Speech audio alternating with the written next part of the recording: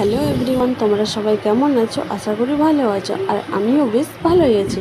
তো এই ভিডিওটা হচ্ছে 5 মাস আগেকার ভিডিও, যখন আমরা গেছিলাম দীঘা ঘুরতে। তো সকাল সকাল আমরা বাস থেকে নামে নিয়ে চলে গেছিলাম সূর্য ওঠার দেখতে। তো সূর্য উঠেই নেয়, তার কারণে অনেক কুয়াশা ছিল, এই কারণে আমরা দেখতে পাইনি।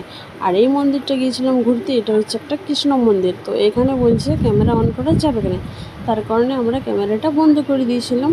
আর আরেকটা মন্দির গিয়েছিলাম, ওইখানে ক্যামেরা অন করেও ঢুকতে পারো। তো এটা হচ্ছে পুরানো শিব মন্দির, আর এই মন্দিরটার ভিতরে কিন্তু আরও অনেকগুলো মন্দির আছে।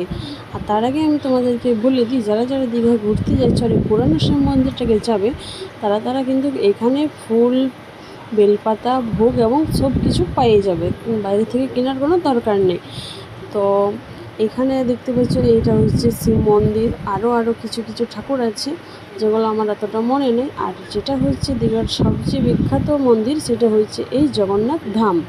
তো এই জগন্নাথ মন্দিরটা কিন্তু অনেকটা জায়গা জুড়ে বানানো আছে, যে মানে গেলে কি আর বলবো, মানে তোমার এখান থেকে আসতেই মন চাইবে, এখানে এত সুন্দর মন্দিরটা।